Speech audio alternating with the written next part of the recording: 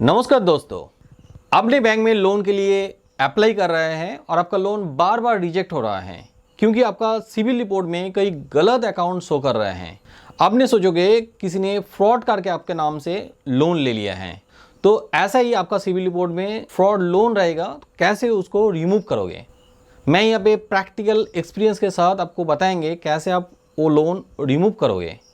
ये वीडियो बनाने से पहले मैं 2-3 वीडियो यूट्यूब चैनल में देखा हूँ। वहाँ पे वो लोग बता रहे हैं कि फ्रॉड लोन रिमूव करना बहुत आसान है, मगर वो लोग गलत इन्फॉर्मेशन बता रहे हैं। इतना आसान भी नहीं है। शायद इन पर्टिकुलर टॉपिक में उन लोगों ने प्रैक्टिकली एक्सपीरियंस नहीं किया है। मैं ये नहीं बता रहा हूँ कि वो लोगों का नॉलेज नहीं है, ज़रूर नॉलेज है इसलिए वीडियो बना रहे हैं। मगर मैं यहाँ पे आप लोगों को केस स्टडीज़ के ऊपर बेसिस करके बताएंगे ताकि आपको आसानी से समझ में आए। मगर वहाँ पे देखोगे कि ये फ्रॉड लोन रिमूव करना आसान नहीं है, मगर मुश्किल भी नहीं है।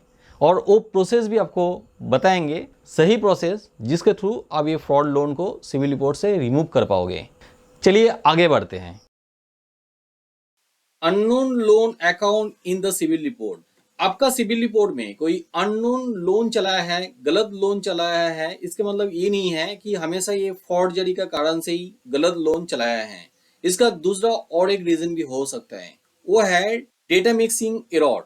हमारे पास जितना सारा कस्टमर आया है उसके अंदर में 90% से लेके 95% कस्टमर का डेटा मिक्सिंग के वजह से ही उनका सिविल रिपोर्ट में गलत लोन चलाया है। उसके अंदर में लोन फ्रॉड के वजह से 5% कस्टमर का लोन आया है जहां पे गलत एंट्री शो कर रहा है। ज्यादा से ज्यादा 10% ऐसा कस्टमर होगा जिनका फॉर्जरी की वजह से उनका सिविल रिपोर्ट में गलत लोन शो कर रहा है। ये डेटा मिक्सिंग एरर क्या होता है? मान लो दो कस्टमर हैं, ए और बी। ए कस्टमर बी कस्टमर, दोनों कस्टमर का नेम सिमिलरिटी होने की वजह से, या तो डेट ऑफ बर्थ सिमिलरिटी होने की वजह से, या तो एड्रेस सिमिलरिटी होने की वजह से एक दूसरे के साथ डेटा मिक्स्ड अप हो जाता है। एक सिविल की तरफ से टेक्निकल एरर है। अदर रीजन भी हो सकता है जिस कारण से डेटा मिक्सिंग होता है। यहाँ पे ए कस्टमर का जितना सारा लोन है बी कस्टमर का सिविल रिपोर्ट में चला जाता है, और बी कस्टमर का जितना सारा लोन है वो ए कस्टमर का सिविल रिपोर्ट में शो करता है। वाली ए कस्टमर का जो एग्जिस्टिंग लोन है वो रहता है और बी कस्टमर का लोन भी उसके साथ चला जाता है। सिर्फ लोन अकाउंट चलाता है ऐसा नहीं है, उसके साथ कॉन्टेक्ट डिटेल्स, एड्रेस भी आ सकते हैं। वहां पे इंक्वायरी भी सिविल रिपोर्ट में आ सकते हैं। अब प्रॉब्लम तब होता है, मान लो बी कस्टमर का कोई गलत लोन अकाउंट है जहां पे नेगेटिव स्टेटस है और वो लोन ए कस्टमर का सिविल रिपोर्ट में चला जाएगा। भले ही ए कस्टमर जितना सारा लोन लिए थे वो टाइमली पेमेंट भी कर रहे हैं, फिर भी उनको लोन नहीं मिलेगा, वो नेगेटिव स्टेटस उनका सिविल रिपोर्ट में रहने की वजह से। अब ये फ्रॉड लोन क्या होता है? हमारे पास जितना सारा कस्टमर आया है वहां पे हम लोग देखा है एक पुराना जमाना में अलग टाइप का फॉर्जरी होता था और नया जमाना में अलग कुछ फॉर्जरी हो रहा है। पहले जब लोन फ्रॉड होता था वहां पे एक गैंग मिलके, एक टीम मिलके वो काम करते थे। उसके अंदर में बैंक का स्टाफ लोग, शायद मैनेजर लोग भी इन्वॉल्व रहते थे, बुकर लोग रहता था, उसके साथ और भी कुछ लोग थे वहां पे जो लोग मिलके फॉर्जरी करते थे। कस्टमर का डॉक्यूमेंट्स फ्रॉड करके बड़े बड़े लोन ले लेते थे। वहां पे होम लोन भी था, मॉर्गेज लोन भी था। मगर आज के जमाना में उस टाइप का प्रॉब्लम ज्यादा नहीं हो रहा है। बैंक बहुत ज्यादा सिक्योरिटी लगा दिया है। इसका मतलब ये नहीं है कि एकदम स्टॉप हो चुका है, हो रहा है, बहुत कम हो रहा है। अब ये नया जमाना में कुछ अलग तरीका से स्कैम हो रहा है। अब स्कैमर लोग और भी स्मार्ट बन चुका है। वो लोग इलेक्ट्रॉनिकली अनसिक्योर लोन, दूसरा कोई कस्टमर का डॉक्यूमेंट्स फॉर्जरी करके लोन ले रहे हैं। जहां तक ऐप बेस्ड लोन में इस टाइप का प्रॉब्लम होता है। अब बात आता है, ये फ्रॉड लोन आपका सिविल रिपोर्ट में चलाए तो उसको कैसे रिमूव करे।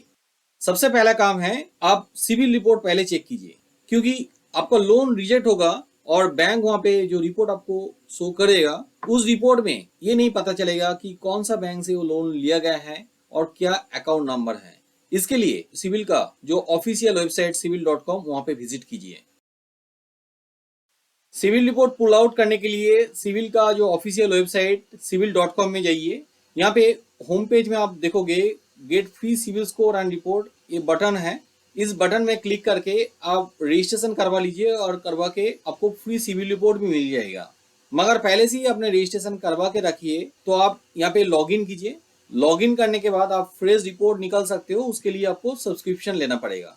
तो आप सिविल रिपोर्ट निकालने के लिए यहाँ पे क्लिक कीजिए, आपको ऐसा एक सिंपल फॉर्म मिल जाएगा, यहाँ पे फिलअप कर लीजिए। फिलअप करने के बाद आपको रजिस्ट्रेशन भी हो जाएगा और पूरी सिविल रिपोर्ट भी मिलेगा। इसके लिए मेरा एक कंप्लीट वीडियो है, ये वाला वीडियो आप देख लीजिए। इस वीडियो में मैं स्टेप बाय स्टेप प्रोसेस बताया हूँ, मैं यहाँ पे डिटेल में नहीं बता रहा हूँ कि वीडियो और भी लेंदी हो जाएगा।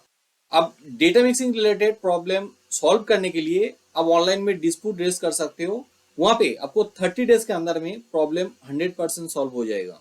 कभी कभी 10 से 15 दिन के अंदर में भी प्रॉब्लम सॉल्व हो जाता है। इसके लिए आप ऑनलाइन में डिस्प्यूट डालिए, पहले आप लॉगिन करवा लीजिए।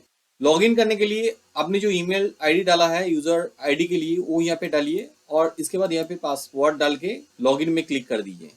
लॉगिन करने के बाद आप नीचे स्क्रॉल करके चलाइए, यहाँ पे देखिए रेज अ डिस्प्यूट एक लिंक दिया गया है, यहाँ पे क्लिक करके आप ऑनलाइन में डिस्प्यूट रेज कर सकते हो।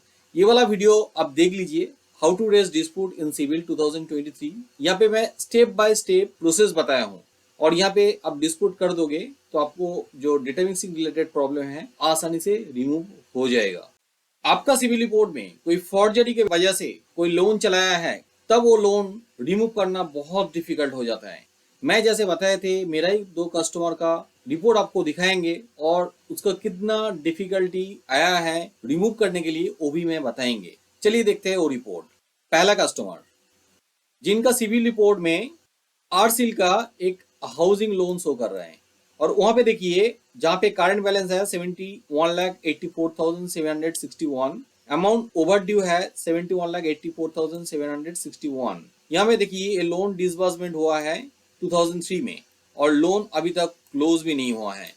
तो कस्टमर को जब मैं पूछे थे कि आपका सिविल रिपोर्ट में आरसील का एक हाउसिंग लोन दिखा रहा है, कस्टमर कंफर्म किया आरसील से मैंने कोई हाउसिंग लोन नहीं लिया और ऐसा कोई हाउसिंग लोन मेरा नहीं है जहाँ पे मैंने पेमेंट नहीं कर रहा हूँ।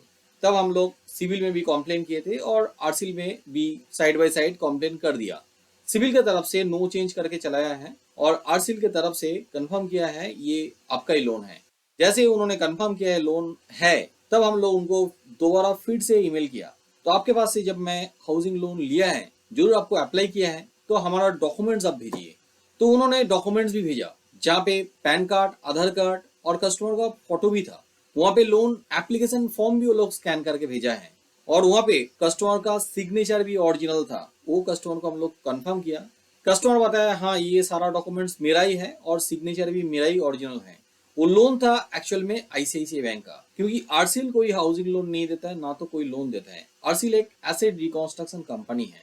आईसीआईसीआई बैंक में कस्टमर एक सच में लोन एप्लीकेशन किए थे 2003 में एक फ्लैट लेने के लिए। ये कोलकाता का कस्टमर है, उन्होंने फ्लैट कोलकाता से ही खरीद रहे थे, मगर प्रोमोटर उनके साथ फॉर्जरी किया है और बैंक का लोग भी इसमें इन्वॉल्व है। ये प्रूफ मैं नहीं दे सकता हूँ, मगर ऐसे ही कस्टमर बताया है। वहाँ पे प्रोमोटर कस्टमर को फ्लैट नहीं दिया है और आईसीआईसीआई बैंक में उन्होंने सच में सारे डॉक्यूमेंट्स दिए थे, लोन के लिए एप्लीकेशन भी किए थे, मगर कस्टमर ये लोन वहाँ पे आईसीआईसीआई बैंक में कैंसिल कर दिया और कस्टमर ये लोन कैंसिल करने के बाद भी ये लोन डिसबर्समेंट हो चुका था। हाउसिंग लोन का जो सिस्टम है वहाँ पे फ्लैट ओनर का लोन मिलता है। तो इसके बाद हम लोग क्या किया, आईसीआईसीआई बैंक में कंप्लेन किया, तो आईसीआईसीआई बैंक की तरफ से कोई रिस्पॉन्स पहले नहीं आया। उसके बाद आरबीआई ओम्बुड्समैन में आईसीआईसीआई बैंक के अगेंस्ट में कंप्लेन कर दिया। वहाँ पे आईसीआईसीआई बैंक रिस्पॉन्स किया और वहाँ पे बताया ये लोन कस्टमर को दिया गया था और चेक नंबर भी दिया था, जिस अकाउंट में पेमेंट किया वो भी आईसीआईसीआई बैंक शो किया, मगर उसके बाद बोला इसके बारे में दूसरा कोई डॉक्यूमेंट्स हम लोग आप लोगों को शो नहीं कर पाएंगे, बहुत पहले का लोन है, आप आरबीआई में ट्राइब्यूनल में कंप्लेन कर सकते हो। इतना सारा कंप्लेन करने के बाद भी कस्टमर का ये आरसील का जो हाउसिंग लोन है वो सिविल रिपोर्ट से रिमूव नहीं हुआ है, भले ये कस्टमर लोन नहीं लिया है। आरसील से हम लोग दोबारा कंप्लेन किए थे और बार बार कंप्लेन किए थे, आपको पास से हम लोग जब लोन लिए हैं तो आप लोन एग्रीमेंट और लोन सैंक्शन लेटर भेजिए, मगर आरसील कभी भी वो लोन एग्रीमेंट और सैंक्शन लेटर नहीं भेजा है। यहाँ पे दूसरा और एक कस्टमर मैं दिखाएंगे जो 2023 में आया, इनका भी एक कनाडा बैंक का हाउसिंग लोन है। यहाँ पे फिर भी अदर्स वो कर रहा है, ये एक हाउसिंग लोन है। कस्टमर कभी ये लोन लिया नहीं, कस्टमर एक्चुअल में दूसरा कोई बैंक से लोन लेने के लिए गए थे ब्रोकर के थ्रू, वहां पे उनको सेविंग्स अकाउंट भी खुलाया गया और वो बैंक बाद में कनाडा बैंक के साथ मर्जर हो गया। कस्टमर को पता नहीं था, उनको वहां से लोन नहीं मिला और दूसरे किसी को उसका डॉक्यूमेंट से लोन मिल गया है। जब उन्होंने उनका बेटी का शादी के लिए लोन के लिए फिर से अप्लाई किया, तब उनको पता चला कि कनाडा बैंक में उनका कोई लोन है। उन्होंने कनाडा बैंक में गए थे और कोलकाता में जो रीजनल हेड ऑफिस है कनाडा बैंक का, वहां पे जाके पता किया। कनाडा बैंक वहां से उनको डॉक्यूमेंट भी शो किया। उन्होंने देखा था कि वहां पे जो डॉक्यूमेंट में सिग्नेचर है वो सारा डॉक्यूमेंट सही सिग्नेचर है, मगर उनमें लोन एग्रीमेंट में जो सिग्नेचर है वो उनका सिग्नेचर नहीं है। कनाडा बैंक का जो ऑफिशियल्स लोग था वो एक्नॉलेजमेंट भी किया, मगर वो रिमूव नहीं करना चाह रहा थे। उन्होंने बताया कि अब लोग ये जो लोन अमाउंट है इसको पूरा भरना पड़ेगा, तभी हम लोग रिमूव करेंगे। कम से कम अब 5,51,109 जो है ये आप पेमेंट कर दीजिए, तब हम लोग ये लोन को क्लोज कर देंगे। कस्टमर को ये चीज पता था, फिर भी हमारे पास आए थे। हम लोग बताए थे कि हम लोग कोशिश करेंगे मगर गारंटी नहीं दे सकते। हम लोग ऐसे ही कंप्लेंट किया सिविल में और बैंक को भी कंप्लेंट किया। सिविल की तरफ से नो चेंज कर दिया, बैंक के तरफ से बैंक कोई रिस्पॉन्स पहले नहीं कर रहा था। उसके बाद हम लोग पीजी पोर्टल में कंप्लेंट किया, तब वो लोग प्रेशराइज होके बताया कि आप हमारा ऑफिस में चले आओ, वहां पे हम लोग सारा डॉक्यूमेंट्स आपको शो करेंगे। तो वही डॉक्यूमेंट्स फिर से शो किया। कस्टमर बताया कि ये जो एग्रीमेंट में सिग्नेचर है ये मेरा नहीं है। फिर से वो बैंक ऑफिशियल एक्नॉलेज किया, मगर उनको बताया कि आप ये कम से कम 5,51,000 पे कर दो, हम लोग लोन को क्लोज कर देंगे। कस्टमर यहाँ पे बहुत इंटेलिजेंट था।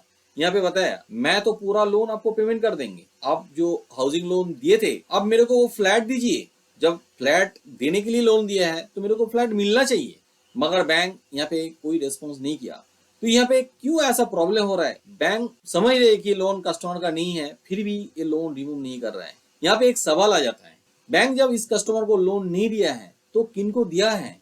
बैंक को ये भी तो पता करना होगा और उन आदमी को पकड़ना पड़ेगा, तब जाके इन कस्टमर से वो सिविल रिपोर्ट से रिमूव कर पाएगा। क्योंकि बैंक का भी कुछ फॉर्मेलिटीज रहता है और उसके वजह से वो लोग भी रुक जाता है ऐसा फ्रॉड किया हुआ लोन रिमूव करना। अब बात ये आता है कि कभी भी आपका लोन रिमूव नहीं होगा, फ्रॉड किया हुआ लोन ऐसे भी नहीं है। मैं पूरा प्रोसेस आपको बताता हूँ, यहाँ पे स्टेप बाय स्टेप आप फॉलो कीजिए ताकि आपको ये जो प्रॉब्लम है परमानेंटली सॉल्व हो। जैसे मैं बताया हूँ, सिविल और बैंक दोनों जगह में आप कंप्लेन कीजिए। ऑनलाइन में डिस्प्यूट रेज कर दीजिए सिविल में कंप्लेन लेटर भी भेजिए विद योर केवाईसी डॉक्यूमेंट। और सिमिलरली जिस बैंक के साथ आपका ये प्रॉब्लम है उस बैंक के भी आप ईमेल कर दीजिए, कंप्लेन लेटर दीजिए, साथ में डॉक्यूमेंट्स भी अटैच कीजिए। हो सकता है कि सिविल में नो चेंज करके भेजे और बैंक के तरफ से भी वो लोग बताए कि ये आपका ही लोन है। उसके बाद वो लोगों के पास आप डॉक्यूमेंट मांगिए। नॉर्मली वो लोगों को डाउट रहे तो वो लोग डॉक्यूमेंट्स भेजता नहीं है और वहां पे आपका ईमेल आईडी भी रजिस्टर्ड नहीं रहता है, उसके वजह से भी डॉक्यूमेंट्स नहीं भेजता है। ऐसा स्थिति हो तो आप आरबीआई ओम्बुड्समैन में कंप्लेन कर दीजिए, बैंक के अगेंस्ट में और सिविल के अगेंस्ट में, दोनों के अगेंस्ट में ही कंप्लेन कर दीजिए। साथ में साइबर क्राइम रिपोर्टिंग पोर्टल जो है वहां पे भी कंप्लेन कीजिए। नेशनल कंज्यूमर हेल्पलाइन में भी कंप्लेन कीजिए। इसके बाद जरूर वो लोग डॉक्यूमेंट्स आपको दिखाएगा, मगर इसके बाद भी आपका जो फ्रॉड लोन है वो आपका सिविल रिपोर्ट से रिमूव नहीं हो सकता है। मगर कभी भी ऐसा रिमूव नहीं होता है, ऐसे भी नहीं है। आपका गुड लक रहे तो इतना जाके आपका सिविल रिपोर्ट से रिमूव हो सकता है ये फ्रॉड लोन। मगर इसके बाद भी आपका सिविल रिपोर्ट से ये फ्रॉड लोन नहीं रिमूव हो तो उसके लिए आप क्या करोगे? फाइनली फ्रॉड लोन को रिमूव करने के लिए कंज्यूमर कोर्ट में केस कर दीजिए। आप कंज्यूमर कोर्ट में बैंक के अगेंस्ट, सिविल के अगेंस्ट, दोनों के अगेंस्ट में मुकदमा कीजिए। और ये काम करने के लिए अब एक लॉयर अपॉइंट कीजिए, क्योंकि एक लॉयर बहुत अच्छा तरह से एक कंप्लेन लेटर लिखते हैं और उसका कंप्लेन लेटर के बेसिस पे सिविल और बैंक दोनों को यहाँ पे रिपोर्ट पेश करना पड़ेगा, सारा डॉक्यूमेंट्स यहाँ पे सबमिट करना पड़ेगा और वहां से पता चलेगा कि ये लोन आपने नहीं लिया हुआ है, ये लोन फ्रॉड किया हुआ लोन। दूध का दूध पानी का पानी अलग हो जाएगा और कोर्ट के तरफ से बैंक और सिविल दोनों को ही ऑर्डर दिया जाएगा कि बहुत जल्दी आपका सिविल रिपोर्ट से ये लोन रिमूव किया जाए। बैंक भी सिविल को इंस्ट्रक्शन दे देगी कि सिविल रिपोर्ट से ये लोन रिमूव करने के लिए, उसके बाद सिविल रिपोर्ट से आपका लोन भी रिमूव हो जाएगी। मगर यहाँ पे भी एक प्रॉब्लम है, कोर्ट में आप मुकदमा करोगे तो कम से कम 1 ईयर to 2 ईयर टाइम लग जाता है ये केस कंप्लेन होने में। और यहाँ पे और एक प्रॉब्लम भी है, मान लो कोई ऐप बेस्ड लोन में फॉर्जरी हुआ है जहाँ पे 5 to 10,000 लोन अमाउंट है, वो लोन रिमूव करने के लिए आप यहाँ पे कंप्लेन करोगे तो यहाँ पे खर्चा आपका उससे ज्यादा भी हो जाएगा और इसमें अच्छा है कि वो लोन रिपेमेंट कर देना। मगर मैं और एक कस्टमर यूएसए का था, उनका एसबीआई क्रेडिट कार्ड में ऐसा फॉर्जरी हुआ था जहाँ पे 3000 लोन उन्होंने लिया था, और वहां पे मैंने बताया कि आपने ये लोन को रिपेमेंट कर दीजिए, क्योंकि आप कोर्ट में केस करोगे यूएसए से आके तो आपको कुछ भी फायदा नहीं मिलेगा। मगर आपको ये रिकमेंडेशन मैं नहीं करेंगे, क्योंकि आप कोर्ट में केस करके ये ऐसा रिमूव करोगे तो आपका भी सिविल रिपोर्ट से 100% ये लोन रिमूव हो जाएगी। और साथ में बैंक भी इन्वेस्टिगेशन करते हैं, जो लोग ये गलत काम किया है शायद वो लोग भी पकड़ जाएगा, और इसमें सोसाइटी का भी अच्छा होगा। तो डिसीजन आपके ऊपर। उम्मीद रखता हूं कि कैसे आप सिविल रिपोर्ट से फ्रॉड लोन रिमूव करोगे ये आपको समझ में आ गया। किसी जगह में आपको डाउट रह गया तो आप नीचे कमेंट करके बताइए, मैं आपको कमेंट का जरूर आंसर करेंगे। आपका सिविल रिपोर्ट में कोई एरर है, उसको सुधारने के लिए आपके पास टाइम नहीं है या तो आपको समझने में डिफ़िकल्ट लग रहा है, तो आप हमें कांटेक्ट कर सकते हैं। मेरा टीम आपको हेल्प कर देगी, आपका सिविल रिपोर्ट को रेक्टिफिकेशन करके देगी और स्कोर को भी इम्प्रूवमेंट करेगी। हमारा हेल्पलाइन नंबर नीचे दिया हुआ है, इस नंबर पे आज ही कांटेक्ट कीजिए। यहाँ से आपको फ्री में सिविल रिपोर्ट एनालिसिस भी मेरा टीम करके देती है। वीडियो अच्छा लगे तो जरूर लाइक कीजिए, मेरा चैनल को सब्सक्राइब कीजिए ताकि आने वाला वीडियो का नोटिफिकेशन आपको मिल जाए। वीडियो एंड तक देखने के लिए बहुत बहुत धन्यवाद।